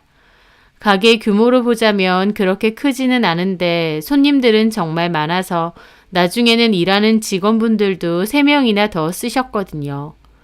오시는 분들은 이 정도 크기의 가게에 일하는 사람이 3명이나 되냐며 놀라기도 하셨지만요.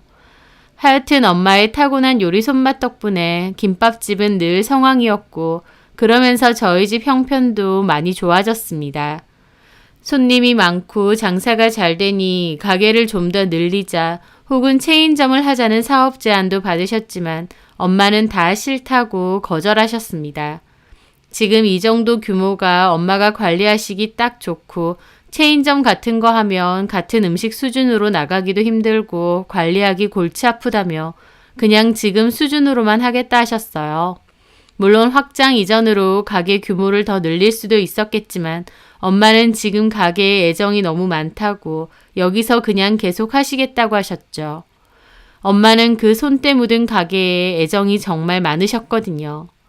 거기서 돈 벌어서 저 대학 졸업도 시켜주시고 또 결혼도 시켜주고 제 동생은 등록금도 해줄 수 있었다고요. 저는 저와 동생을 위해 헌신하고 노력해주신 엄마가 너무 존경스럽고 감사했습니다. 저희 엄마지만 누구보다 똑부러지시고 야무지시고 그 마음가짐이나 성실함까지 참 배울 것이 많으신 분이라 생각했거든요. 저는 그렇게 저희 엄마가 정말 존경스러운데 저희 시부모님은 저희 엄마를 무시하는 일이 많았습니다. 홀어머니인데다 그 홀어머니는 동네에서 손바닥만한 김밥집 운영한다고 초반에 결혼 반대도 하셨죠. 당신들 집하고는 수준이 안 맞다고요. 하지만 남편이 적극적으로 설득했고 저랑 결혼 안 하면 평생 결혼 안 하겠다고 아들 노총각으로 사는 거 보고 싶으시면 그렇게 하시라 강하게 나와서 결국은 결혼했습니다. 사실 시부모님은 형편 수준이 안 맞네 어쩌네 하셨지만 결론적으로 결혼할 땐 양가 똑같은 금액을 보태주셨어요. 거기에 저희 모은 돈 합쳐서 집도 샀고요. 그리고 솔직히 결혼할 때 보태주신 거 말고는 그 후로도 시부모님께서 저희에게 뭔가를 특별히 해주신 것도 전혀 없습니다. 결론적으로 친정이나 시댁이나 똑같은 도움을 받은 건데도 어머님, 아버님은 저희 집은 늘 아래로 깔고 보는 경향이 있으셨죠.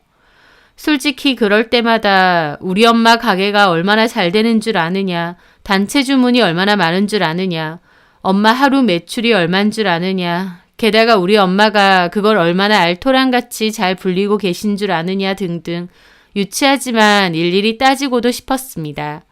하지만 제가 뭐라고 하든 시부모님은 결국 너네 엄마 동네에서 작은 김밥집하고 우리 집하고는 수준이 다르다는 생각은 변함이 없으신 것 같았죠.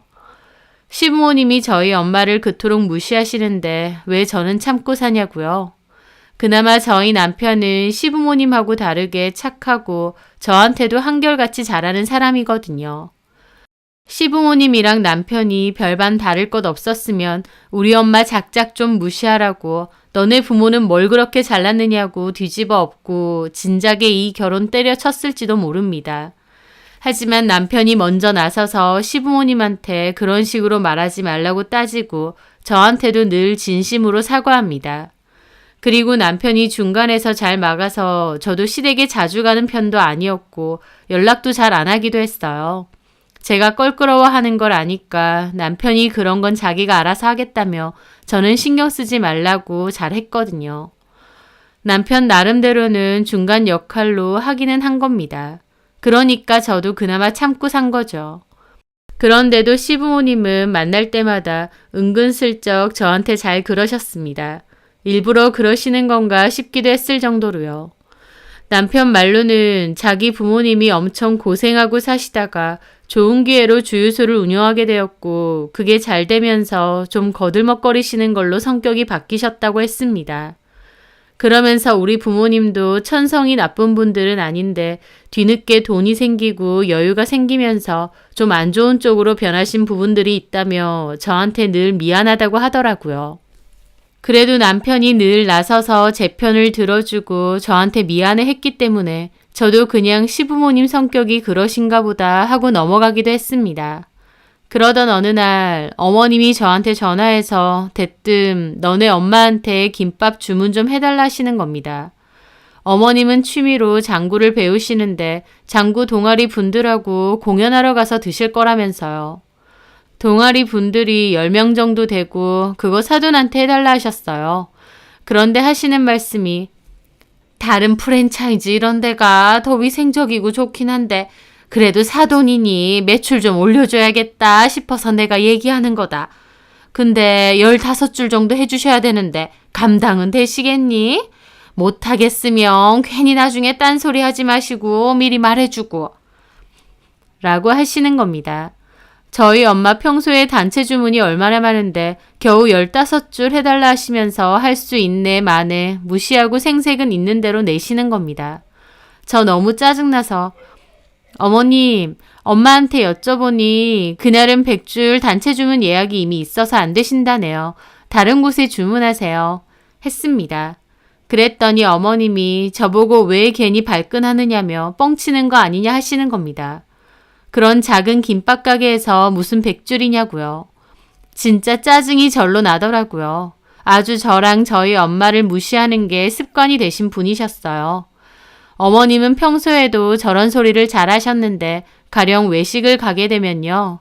저한테 자꾸 이런 거 먹어봤느냐, 처음 먹어보냐 그러시는 겁니다. 심지어 제가 먹고 맛있어서 모시고 간 건데도요.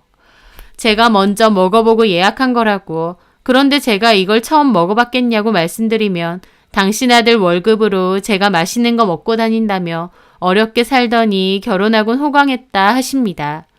심지어 저도 직장 다니고 있고 남편과 월급 차이도 크지 않은데요. 너무 짜증나는데 거기서 입씨름 더해봤자 유치해질 것 같아 그냥 참은 적도 많죠. 하지만 저 무시하는 건 괜찮은데 저희 엄마까지 무시하니 너무 짜증나는 겁니다. 한 번은 본인이 선물 받고 안 쓰는 화장품을 저한테 주면서 저희 엄마 갖다 주시라는 겁니다. 사부인은 이런 거 안 써봤을 텐데 한번 써보라면서요.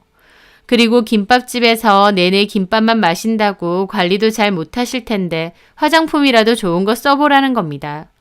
기가 막혔죠. 그 화장품 잘 알지도 못하는 데고 딱 봐도 그냥 좋은 화장품도 아니었어요. 근데 저희 엄마에게 선물 주려고 사신 것도 아니고 본인이 어디서 사은품으로 받고 안 쓰시는 거였습니다. 진짜 좋은 거면 어머님 본인이 썼겠죠. 저희 엄마를 무시해도 정도가 있지. 진짜 너무 기분 나빠서. 저희 엄마 백화점 브랜드밖에 안 쓰시는데요. 이런 거 이름도 없고 성분도 모르겠어서 못 드리겠어요. 했습니다. 그랬더니 어머님은 무슨 소리야? 이거 좋은 건데. 사도는 뭐 어디 거 쓰시는데? 그렇게 좋은 거면 어머님이 쓰시면 되잖아요. 나는 쓰는 거 있어서 그렇지. 저희 엄마도 쓰는 거 있으셔서 괜찮아요. 제가 그렇게 말하니 저보고 은근 자격지심 있는 것 같다고 하시더라고요. 당신은 좋은 뜻으로 드리자는 건데 왜 매번 발끈하냐면서요. 저희 어머님은 저희 엄마가 몇천 원짜리 김밥 그거 팔아서 입에 풀칠은 하고 살았느냐 생각하시는 겁니다. 그럴 때마다 일일이 발끈해서 따지는 것도 짜증나고 말하면서도 저까지도 유치해지는 것 같더라고요. 진짜 저희들은 그저 작은 에피소드에 불과하고요. 결혼 기간 동안 정말 자잘하고도 수도 없이 뭐라 대꾸하기도 이상할 지경으로 무시하시는 거 많이 들었습니다. 제가 발끈하면 저만 이상한 사람 되기도 했고요. 그래서 한 번은 저희 남편이 저 대신 대놓고 말한 적도 있습니다. 엄마 아빠 장모님 가게 장사 진짜 잘 되는 맛집이야. 규모만 좀 작지 직원도 3명이나 되고 단체 주문도 엄청 많고. 하지만 어머님 말 그래? 잘 되셔서 다행이네. 근데 뭐 김밥집 잘 돼봐야 김밥집이지. 잘 된다니 생활하시는 데는 문제 없을 것 같아서 그나마 다행이다. 하시질 않나 아버님은 한술 더 떠서 그럼 가게를 더 큰 데로 옮기셔야지. 굳이 그런 데서 계속 하시는 건 어머님이 돈 벌 줄을 모르시는 거다. 사부인이 사업수완이 좀만 있었더라면 가게도 확장시키고 체인점 사업도 하고 그렇게 하셔야 돈이 되는 거야. 라면서 사업에 대한 일장 연설을 늘어놓으시더라고요. 솔직히 아버님도 대단한 사업수완이 있는 것도 아니고 운 좋게 지인 추천으로 주유소 헐값에 인수해서 운영하신 건데 몫이 좋아 잘 된 것뿐입니다. 하지만 아버님은 당신이 꽤나 잘 나가고 사업수완이 좋은 사업가라고 생각하셨고 저희 엄마는 뭘 잘 몰라서 동네 장사하는 사람으로만 취급하더라고요. 그럴 때마다 저는 속에서 천불이 올라왔습니다. 일반적이고 상식적인 사람들이었으면 아버지도 없이 엄마 혼자 저랑 동생 잘 키워내시고 지금까지도 활발하게 일하시는 걸 참 열심히 최선을 다해 사신다 생각하실 겁니다. 그런데 저희 시부모님들은 자기들보다 조금만 못하다 생각하면 바로 무시하는 겁니다. 그것도 자기들 기준에서만 판단하면서요. 그런 시부모님의 모습을 지켜보면서 저 역시도 속에서는 앙심이 점차 생겼죠. 자기들이 잘나면 뭐가 그렇게 잘났다고 다른 사람을 무시하나 싶고 어쩔 땐 아무리 어른들이라지만 그 깔려진 사상이 참 천박하다 싶은 생각도 들었습니다. 그렇다 보니 저도 시부모님에게 정이 가지 않았고 같이 있는 시간도 불편해질 때가 많았어요. 게다가 또 우리 집과 우리 엄마에 대해서 함부로 말하실까 무시하실까 싶어서 늘 예민하게 신경이 곤두섰고요. 그러다가 결국 한 번은 터지게 되었습니다. 저희 엄마의 가게는 2, 3층은 작은 원룸 빌라고 1층은 엄마의 식당이 있는 상가 빌라였거든요. 그런데 그 건물을 엄마가 매입하게 되셨습니다. 매입할 때 대출도 꽤 끼긴 했지만 그래도 시세보다 훨씬 좋은 값으로 사게 되셨어요. 그 건물 원래 주인분이 개인 사정으로 건물을 좀 급하게 내놓으셨고 저희 엄마에게 혹시 할 생각 있느냐 하셨거든요. 저희 엄마도 그동안 여력이 되는데도 일부러 옮기지 않으실 정도로 그 가게와 위치에 정이 많으셨기에 오랜 고민 끝에 그 건물을 매입하게 되셨습니다. 엄마가 그간 일하면서 알토란같이 모으고 또 투자회사에 자산을 맡기셔서 불어있는 재산이 좀 있었는데 그거 전부 투자하시고 대출도 좀 껴서요.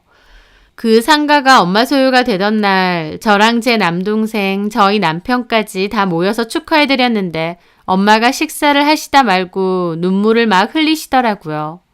너네 아빠 그렇게 죽고 집세도 없어서 쩔쩔 맬 때가 엊그제 같은데 내 소유의 건물이 생길 줄 어떻게 알았겠느냐 하시면서요.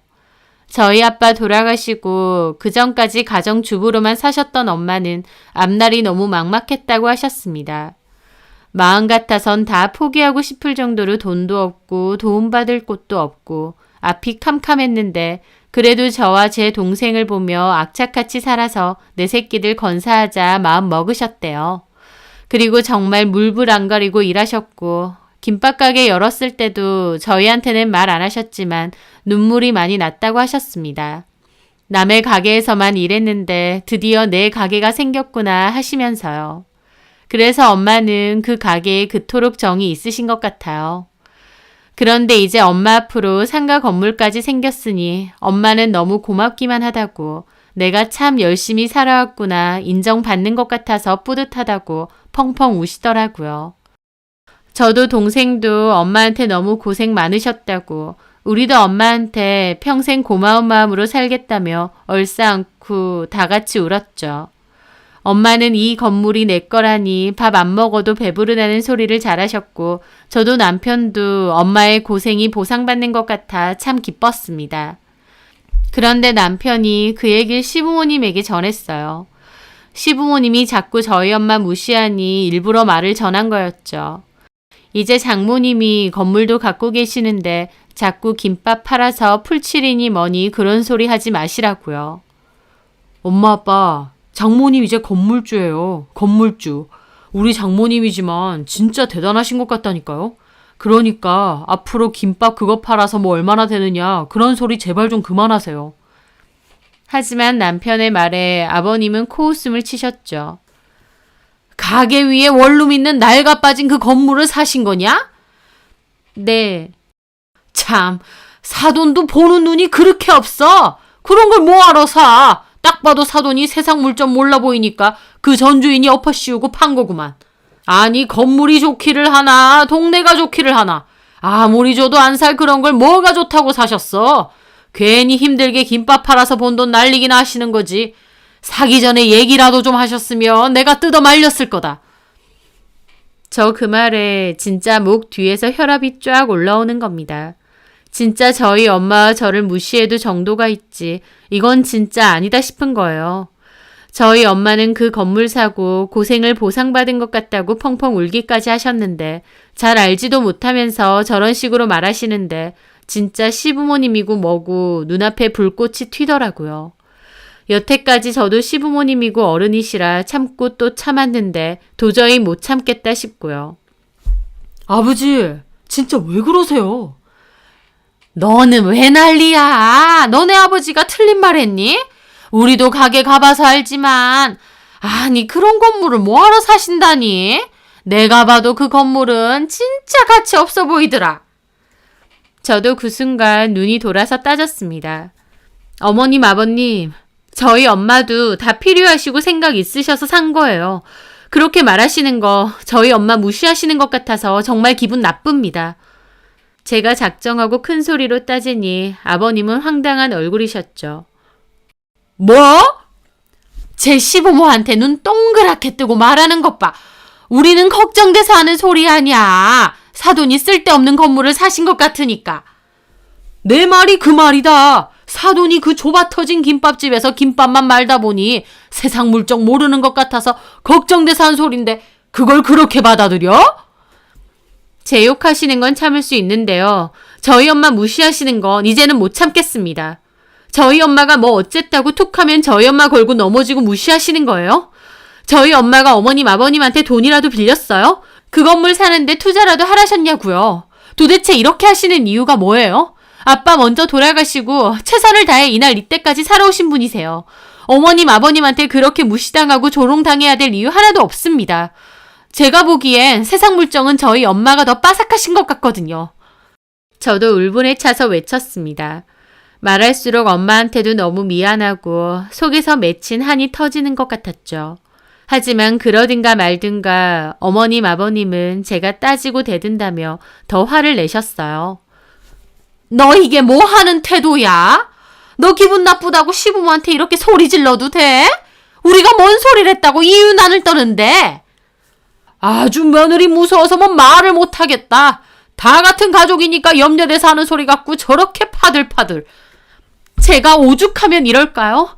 그리고 염려하시는 거 아니잖아요. 처음부터 저희 엄마 무시하셨고 저희 엄마가 아무리 잘 돼도 그냥 계속 무시하고 싶으신 거잖아요. 저 울면서 따졌고 남편도 저한테 진정하라고 말리더라고요.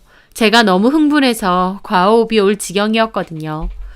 저는 남편도 뿌리치고 방에서 자고 있던 저희 아이 깨워서 챙겼습니다. 그리고 나가기 전에 어머님 아버님에게 말했죠. 제가 이 남자랑 결혼했다는 이유로 저희 엄마까지 이런 모욕을 당해야 되는 거라면 더 이상은 안 참을 겁니다. 그게 무슨 소리야? 이혼이라도 하겠다는 거야? 네, 사람 무시하는 것도 정도껏 하세요. 어머님 아버님은 뭐 그리 대단하고 잘나셨다고 저희 엄마 무시하는데요. 제가 그동안 얼마나 한이 되고 쌓였는 줄 아세요? 저 앞으로 어머님 아버님 안 볼 겁니다. 그리고 저는 아이 데리고 밖으로 뛰쳐나갔습니다. 아이도 왜 그러냐고 울고 저도 서러워서 울고 그러고 눈물바람으로 걸어서 가다 보니 남편이 정신없이 쫓아왔어요. 그리고 저한테 자기가 진짜 미안하다고 일단 차에 타서 집에 가서 얘기하자고 하더라고요. 저는 남편도 꼴 보기 싫어서 너네 집 그냥 가라고 했는데 아이가 울어서 결국 같이 차 타고 집으로 왔습니다. 그날 밤 남편은 자기가 미안하다고 자기 부모님이지만 왜 저러시는지 모르겠다고 제 말대로 앞으로 부모님은 안 보고 살아도 된다고 했습니다. 저는 아무 말도 안 했어요. 그때는 남편 얼굴도 보기 싫었거든요. 하지만 남편은 진짜 안 봐도 되고 필요한 일 있으면 자기만 가면 된다고 진심으로 사과했습니다. 남편이 잘못한 것도 아니고 저도 비록 울고불고 하긴 했지만 그래도 하고 싶은 말 다 쏟아내고 나왔으니 그 정도 했으면 됐다 싶기도 했어요. 그래서 남편 말대로 이제 시부모님 안 보기로 했고 필요한 일 있으면 남편하고 딸만 시댁에 가기로 했습니다. 그렇게 2년 가까이 아예 왕래도 연락도 없이 지냈어요.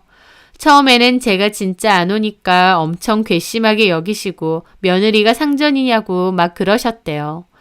근데 남편도 제 욕하면 자기도 이 집에 안 온다 그러고 오죽하면 제가 그랬겠느냐고 제 역성 들고 그랬대요. 여튼 제 입장에선 시부모님 아예 안 보고 사니 속 편하더라고요. 저희 엄마는 그래도 시부모님인데 이렇게 안 보고 살아도 되느냐 걱정하셨지만 저는 다 자초하신 일이라고 지렁이도 밟으면 꿈틀하는 법인데 진짜 해도 해도 너무하셨다고 그랬죠. 어쨌든 그렇게 시댁과는 왕래를 끊고 지냈고 남편도 어지간해선 시부모님 얘기를 저한테 전하지 않았습니다. 그런데 시부모님 얘기를 안 하고 살아서 몰랐는데 어느 날 남편이 그러는 겁니다. 실은 아버님이 사기를 크게 당했고 그 일로 지금 집이 난리라고요. 깜짝 놀라서 그게 뭔 소리냐 물었더니 아버님 아는 지인분으로부터 투자 권유를 받아서 좀 무리하게 투자를 하셨는데 그게 사기였다고 했습니다. 단순히 투자만 하신 게 아니라 아버님 앞으로 추가 대출까지 받은 거라서 문제가 더 크다고 했죠. 그 일로 시댁은 뒤집어졌고 남편도 부모님 걱정에 잠을 잘 못 이룰 정도였어요. 아무리 인연 끊었다지만 그래도 시부모님인데 저도 걱정이 되더라고요. 아버님도 그 일을 해결하려고 경찰서며 법원이며 엄청 다니셨다는데 결론적으로 말하자면 결국 주유소랑 집까지 팔아서 그 큰 빚을 정리했다고 했습니다. 아버님도 피해자지만 어쨌든 아버님 이름으로 대출받고 명의 빌려준 부분 때문에 빚 정리 못하면 아버님까지 엮여서 공범이 될 수도 있는 상황이었다고 들었거든요. 빚은 가까스로 정리가 됐지만 어머님 아버님은 그 길로 파산을 했고 집도 팔았기에 살 집까지 막막해진 상황이 된 겁니다. 보통 부자들은 망해도 먹고 살 돈이 있다고도 하는데 저희 시부모님은 따로 있는 재산도 없으셨어요. 주유소가 꾸준히 잘 됐고 집도 있다 보니 따로 재산이 될 만한 것을 마련해 놓으신 것도 없으셨다 하고요. 그렇게 다른 사람한테는 현명하게 처신해라 잔소리 하셔놓고 정작 어머님 아버님은 이럴 때 욕이 나게 쓸 대책 하나 없는 상황이었다는 게 황당하더라고요. 그래도 아무리 미웠던 시부모님이라고 해도 그렇게까지 대책 없이 망해버리니까 저도 눈앞이 컴컴해졌습니다. 어쨌든 미우나 고우나 이혼하지 않은 이상 저희 시부모님이고 가족이긴 하니까요. 그런데 거기서 끝이 아니었습니다. 엎친 데 덮친 격으로 원래 사시던 집 팔고 훨씬 작고 오래된 집 전세로 옮기기로 했는데 그것도 계약 사기 비스무리하게 당하셔서 계약금도 날리고 그 집에도 결국 못 들어가게 되신 거예요. 원래 있던 집도 팔았는데 그 집까지 못 들어가게 되었으니 한순간 살 곳까지 없어지신 셈이었죠. 결국 저희 집으로 오실 수밖에 없는 상황이 되었습니다. 하지만 시부모님과 저도 틀어질 대로 틀어졌다 보니 그 상황이 너무 껄끄러울 수밖에 없었습니다. 그래도 어쩌겠어요. 당장 가실 데가 없게 됐는데 시부모님을 노숙하라고 할 순 없잖아요. 결국 저희 집으로 임시로 모시게 되었고 남편과 제가 지금 집을 담보로 대출받아서 급하게 다른 집이라도 찾아보자고 하게 되었습니다. 그렇게 기세등등하게 저 무시하던 시부모님은 쫄딱 망해서는 우리가 어쩌다 이렇게 됐느냐 맨날 신세한탄하셨고 기도 팍 죽으셨죠. 저도 이미 저렇게 기죽으셨는데 저까지 나서고 싶지는 않아서 암소리 안 했습니다. 하지만 같이 살기엔 서로 껄끄럽고 불편한 건 사실이었습니다. 그러다가 저희 엄마가 제 얘기를 듣고 우리 건물에 집 하나가 나갔다고 거기 들어와서 사시는 게 어떻겠느냐 하신 겁니다. 집세도 안 받는다고요. 원룸이라고는 하지만 주방 겸 싱크대가 있는 공간하고 가벽 같은 벽을 중간에 두고 방도 따로 있었다 보니 엄청 작은 구조는 아니었어요. 물론 어머님, 아버님 원래 사시던 넓고 좋은 집하고는 비교도 안 되겠지만 그래도 두 분 사실 거니까 한동안은 지내실만 할 것 같았습니다. 시부모님도 저보기에 민망하고 부끄러운 건 똑같으셨는지 거기서 살겠다고 하셨고요. 그 사이에 마음고생도 많이 하시고 생각도 좀 달라지신 것 같기도 했습니다. 아버님은 사부인께 감사하다고 전해달라고 우리가 얼른 다시 자리 잡아서 빨리 나가주겠다고 하셨어요. 아버님은 그때까지도 어떻게든 그 사기꾼을 잡아서 다시 주유소와 집을 되찾을 수 있을 거라 생각하셨거든요. 하지만 그건 거의 불가능한 일이었습니다. 어머님도 결코 예전으로 돌아갈 수 없다는 사실을 깨닫고 한동안은 충격으로 누워만 지내실 정도로요. 어머님이나 아버님이나 현실을 받아들이시기까지 반년 가까운 시간이 흐르셨던 것 같아요. 그 뒤에는 회복을 좀 하시고 현실을 겨우 깨달으신 것 같았습니다. 저희 집이라고 마냥 도와드릴 수 있는 상황도 아니었기에 어머님, 아버님도 일을 하셔야 했습니다. 아버님은 아시는 분 공장에 일을 도와주러 가셨고 어머님도 일을 좀 찾아보셨지만 나이도 있으시고 집에만 내내 계셨다 보니 쉽지가 않았습니다. 그러다가 저희 엄마한테 혹시 김밥집에 자리 있으면 같이 좀 하면 안 되겠느냐 하셨대요. 저희 엄마는 흔쾌히 그러자고 하셨다고요. 그 상황이 되니 저는 참 인생이라는 게 한 치 앞도 모른다는 말이 맞는 말이구나 싶더라고요. 그렇게 저희 엄마 구멍가게 같은 김밥 장사한다고 김밥 팔아서 풀칠이나 하느냐며 무시하셨는데 결국 시부모님 두 분 다 저희 엄마 건물에서 세도 못 내고 신세지며 사시고 심지어 저희 엄마 김밥집에서 어머님은 일까지 하시게 되었으니 말입니다.